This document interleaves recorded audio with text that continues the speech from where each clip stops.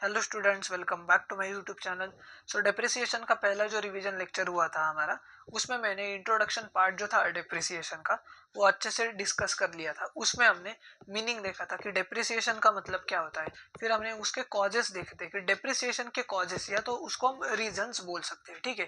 और उसके मैंने हैंड रिटन नोट्स भी आपको लिखवा के दिए थे। तो पहला अगर रिवीजन लेक्चर आपने देखा नहीं होगा तो मैं आपको प्लीज सजेस्ट करूंगा वो पहले रिवीजन लेक्चर आप देख लीजिएगा। आपको कंसेप्ट जब समझ में आएगा तो ये आगे का पार्ट आपको डिप्रिसिएशन का समझ में आएगा। तो आज का जो हमारा एजेंडा है इस लेक्चर का, हम डिस्कस करेंगे कि मेथड्स क्या है डिप्रिसिएशन के, ठीक है।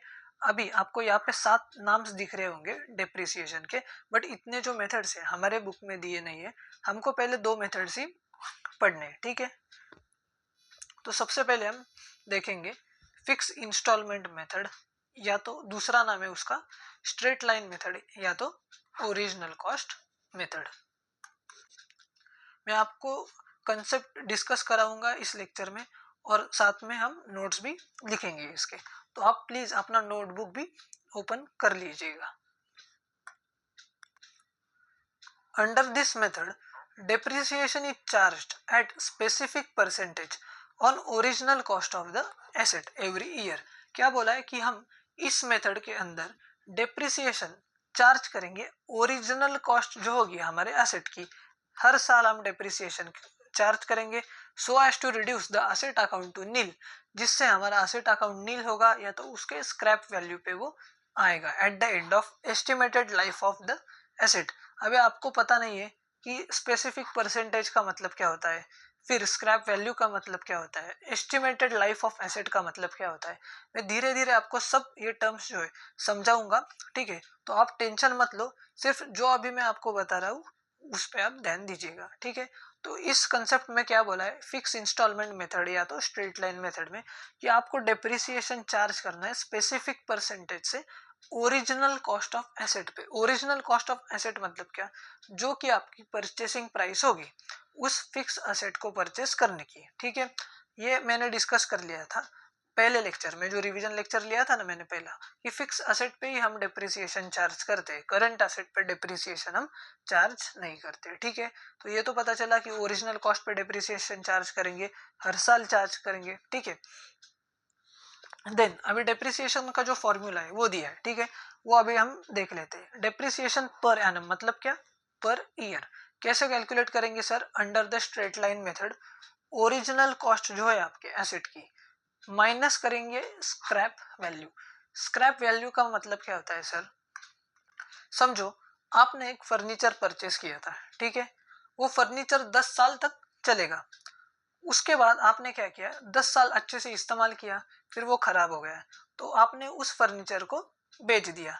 तो जब आपने फर्नीचर को बेच दिया तो जितने पैसे आपको मिलेंगे eight the end of its estimated useful life of asset, उसको हम बोलेंगे स्क्रैप वैल्यू।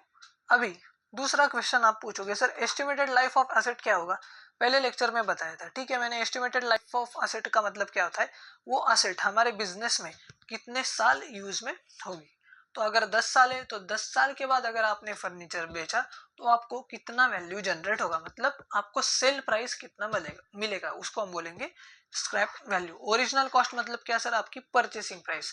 तो जो आपकी परचेसिंग प्राइस होगी उसमें से आप स्क्रैप वैल्यू को माइनस कीजिएगा एंड उसको डिवाइड करो estimated life of the asset, ठीक है। तो अभी ओरिजिनल कॉस्ट में क्या क्या ऐड करेंगे वो देखते हैं। सबसे पहले परचेसिंग प्राइस, ये तो बोला मैंने, plus incidental charges. Incidental charges मैंने बताया था, ये ट्रांसपोर्टेशन रिलेटेड वगैरह जो चार्जेस होंगे आपके, या तो इंप्रूवमेंट रिलेटेड चार्जेस होंगे, ये सब इसमें हम ऐड करेंगे, ठीक है। अभी देखो एग्जांपल आपको दिया है वो अच्छे से हम डिस्कस करेंगे। अ machine costing 15,000 is purchased. 15,000 rupees की मशीनरी आपने परचेस की, उसके इंस्टॉलेशन जो चार्जेस थे 3,000 रुपीज इंस्टॉलेशन चार्जेस पे किए आपने। उसकी एस्टिमेटेड जो लाइफ है एसेट की, मतलब कितने साल चलेगी एसेट, 10 साल तो चलेगी अच्छे से। और उसकी जो स्क्रैप वैल्यू है वो आपको मिलेगी 2,000 रुपीज, मतलब अगर 10 साल के बाद ये मशीन आपने बेची तो 2,000 रुपीज आपको मिलेंगे। The amount of depreciation would be, आपको बोला है कि डेप्रिसिएशन के अमाउंट कैलकुलेट करो, ठीक है। सबसे पहले मेरे को बताओ गिवन क्या है, ओरिजिनल कॉस्ट दिया है क्या सर? यस, 15,000 तो आएगा परचेसिंग प्राइस, प्लस आपने क्या सीखा था, इंसिडेंटल जो एक्सपेंसेस है वो भी हम पे करेंगे, ऐड करेंगे, सॉरी। तो इंस्टॉलेशन चार्जेस को ऐड करोगे क्या? यस, करोगे आप। तो ओरिजिनल कॉस्ट ऑफ एसेट में कितना आएगा अमाउंट? 15 प्लस 3 मतलब 18,000 रुपीज, ठीक है। स्क्रैप वैल्यू कितना दिया है? 2,000।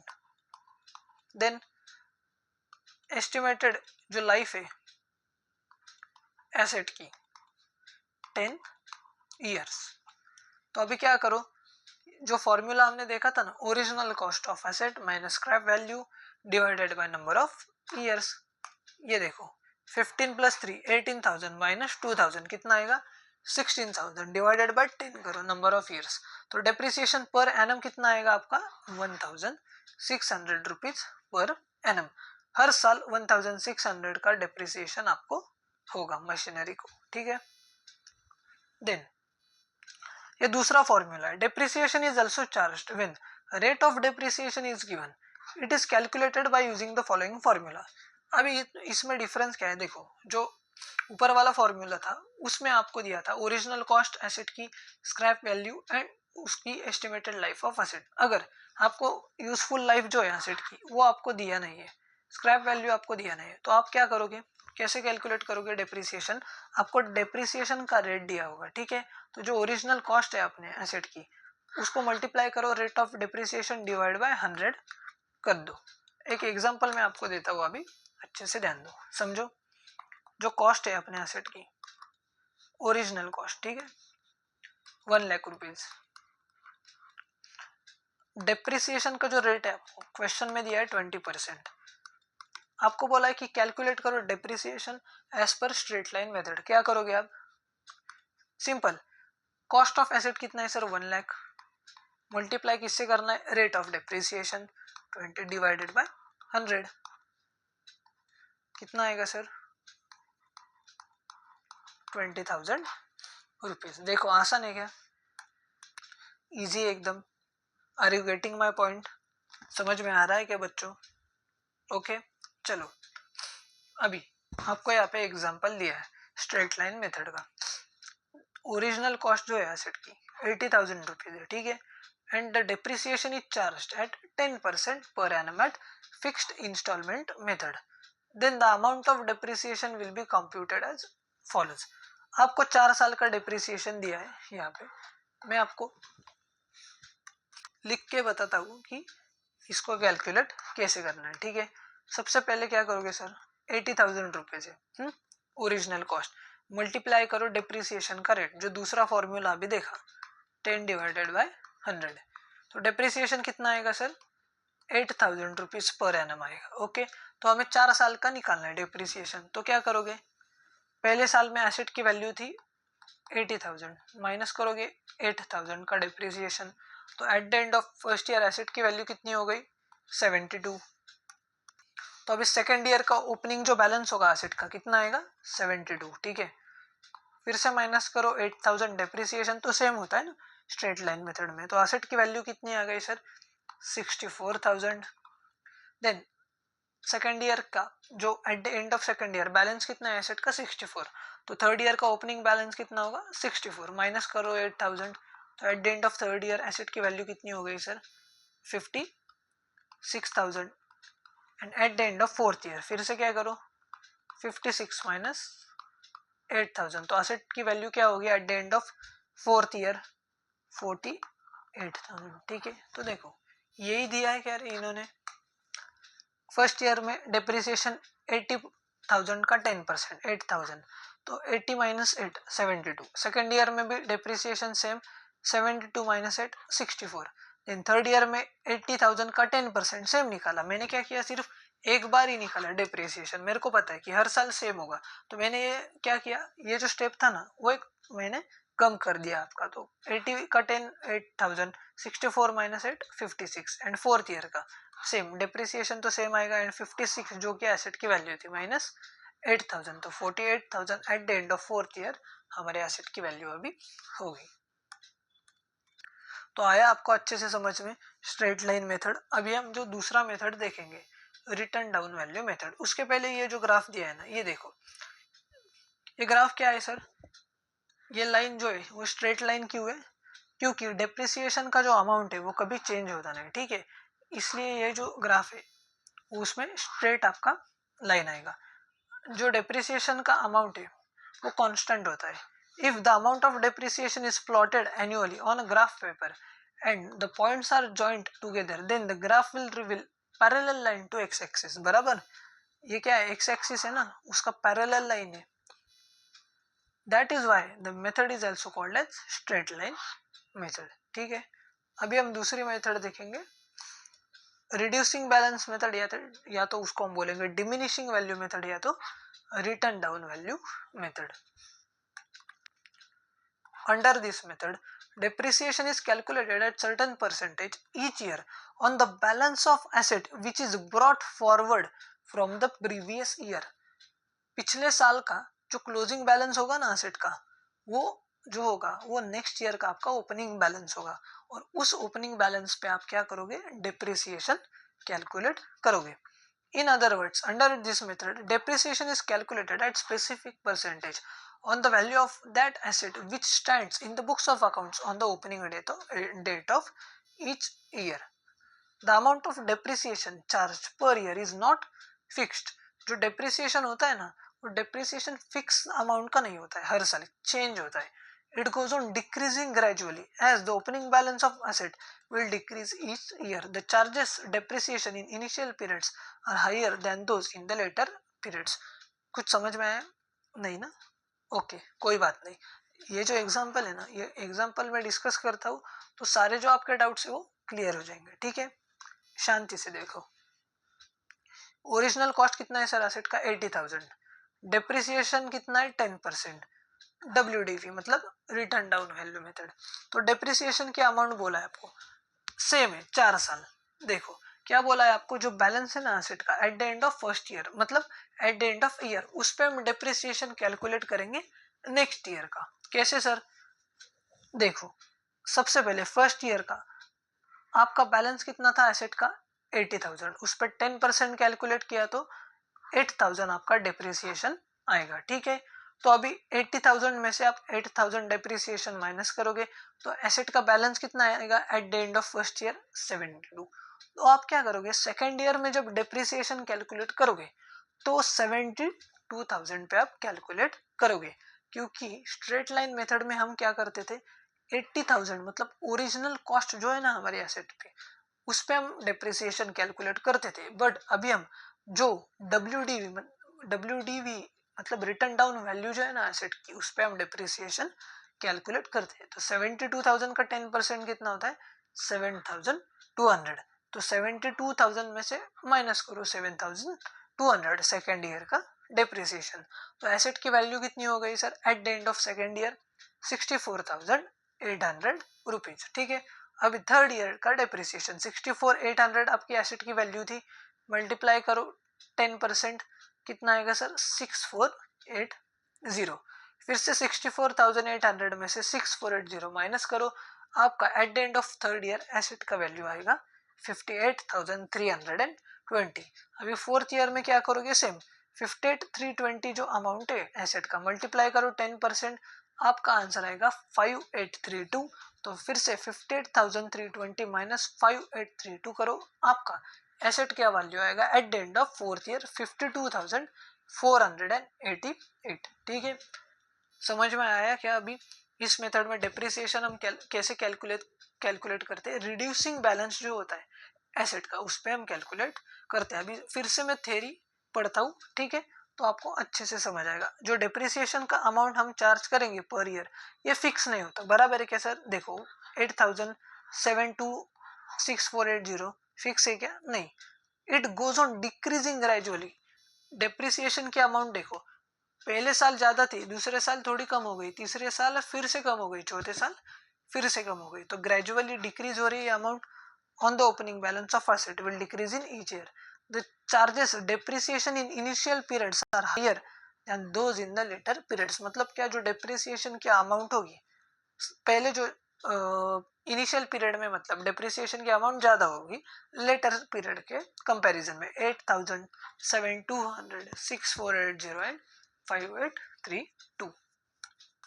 आ गया आपको समझ में? अभी मैं आपको नोट्स लिखवा के देख रहा हूँ, ठीक है? इसके तो आप नोट्स लिख लीजिएगा दोनों मेथड्स के, तो आपको मतलब हैंड रिटन नोट्स आपके पास होंगे तो आपको दिक्कत नहीं आएगी, एग्जाम में आप अच्छे से स्कोर कर सकोगे।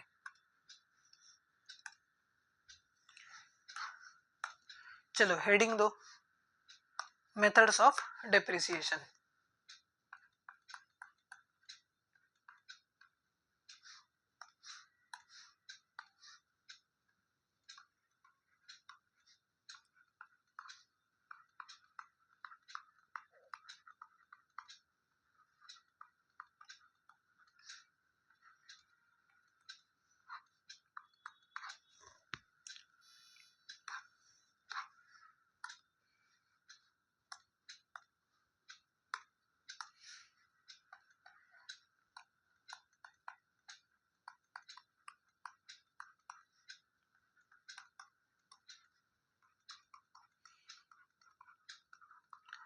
इसको दूसरा नाम क्या है रे? ओरिजिनल कॉस्ट मेथड, ठीक है? मैं इसको स्ट्रेट लाइन मेथड ही लिखूंगा, एसएलएम भी उसको बोलते हैं शॉर्ट फॉर्म में। इसमें क्या करते हैं रे बेटा? डिप्रिसिएशन किस पे चार्ज करेंगे अपन? चलो बोलो जल्दी। अपन डिप्रिसिएशन चार्ज करेंगे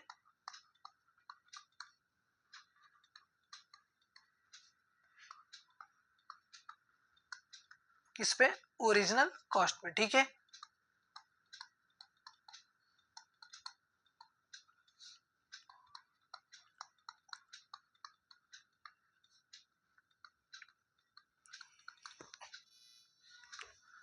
इस मेथड में डिप्रिसिएशन की अमाउंट कांस्टेंट होती है या चेंज होती है? बोलो। अमाउंट जो है डिप्रिसिएशन की वो कांस्टेंट होती है, ठीक है?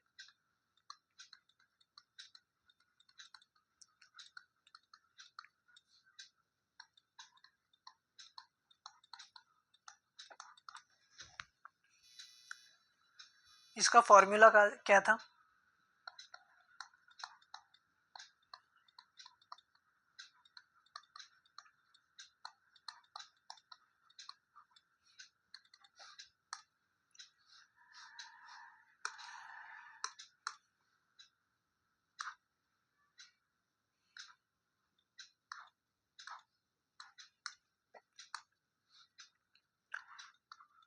जो आपका ओरिजिनल कॉस्ट है, ओरिजिनल कॉस्ट जो है आपका एसेट का, माइनस क्या करेंगे?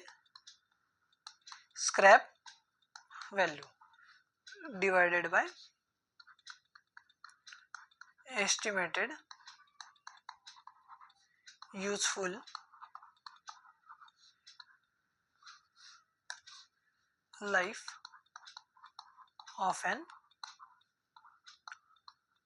एसेट, ठीक है? इसका अल्टरनेट फॉर्मूला क्या था? और एक डेप्रिसिएशन पर एनम क्या था? चलो बोलो फॉर्मूला। कॉस्ट जो है हमारे एसेट की मल्टीप्लाई करो जो रेट है डेप्रिसिएशन का, ठीक है? Divided by 100, okay? तो ये देखो, स्ट्रेट लाइन मेथड का मैंने 3 जो पॉइंट्स है वो लिखवा के दिए अच्छे से, वो लिख लो। डेप्रिसिएशन हम ओरिजिनल कॉस्ट जो है हमारे एसेट की उस पे ही चार्ज करेंगे।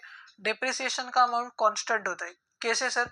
आपने देखा होगा, एक बात अच्छे से ऑब्जर्व की होगी, जो डेप्रिसिएशन था ना वो चारों साल हमने 8000 निकाला था। क्यों? क्योंकि हमने ओरिजिनल कॉस्ट पे ही निकाला था। एंड डेप्रिसिएशन का फॉर्मूला क्या था? Original cost of asset minus scrap value divided by estimated useful life of an asset. और दूसरा जो अल्टरनेट फॉर्मूला था, cost of asset multiply by rate of depreciation divided by 100, ठीक है? अभी हम दूसरी मेथड देखेंगे।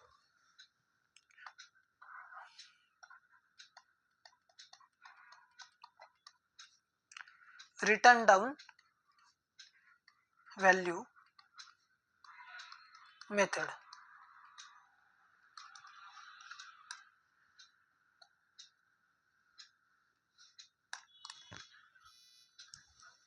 इसमें क्या करते हैं सर, डिप्रिसिएशन हम किस पे चार्ज करेंगे, ओरिजिनल कॉस्ट पे चार्ज करते हैं क्या, नहीं।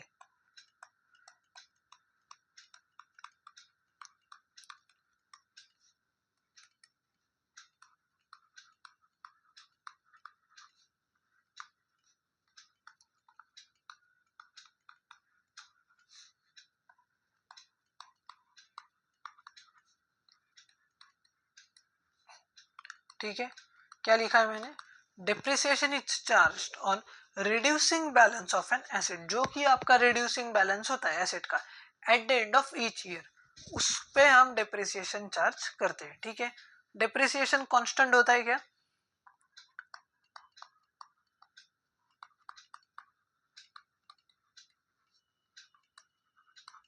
कांस्टेंट होता है क्या, बोलो चलो, नहीं, चेंज होता है, बराबर, कीप्स ऑन चेंजिंग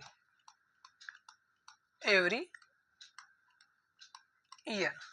ओके, तो ये जो 2 पॉइंट्स मैंने लिखवा के दिए अच्छे से लिख लो। Depreciation is charged on reducing balance of an asset, और जो डिप्रिसिएशन की अमाउंट होती है वो हर साल चेंज होती है। ओके,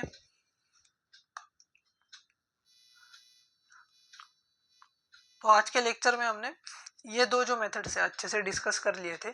अभी हम नेक्स्ट जो रिवीजन लेक्चर लेंगे डिप्रिसिएशन का, उसमें हम प्रैक्टिकल एग्जांपल्स सॉल्व करेंगे। सो यस बेटा, आज के लिए बस इतना ही। अगर आपको ये लेक्चर पसंद आया होगा तो लाइक कीजिए, चैनल को सब्सक्राइब कीजिए, अपने दोस्तों के साथ भी ज़रूर शेयर कीजिएगा। और आपको ये नोट्स अगर चाहिए, इस नोट्स की पीडीएफ चाहिए, तो मैंने इस वीडियो के डिस्क्रिप्शन में एक व्हाट्सएप ग्रुप की लिंक दी है, उस ग्रुप को ज्वाइन कीजिएगा। उस ग्रुप में ये सारे के सारे जो पीडीएफ है मेरे, वो मैं भेज दूंगा, और अपने दोस्तों को भी जरूर शेयर कीजिएगा व्हाट्सएप ग्रुप की लिंक। ठीक है, चलो फिर टाटा बाय बाय।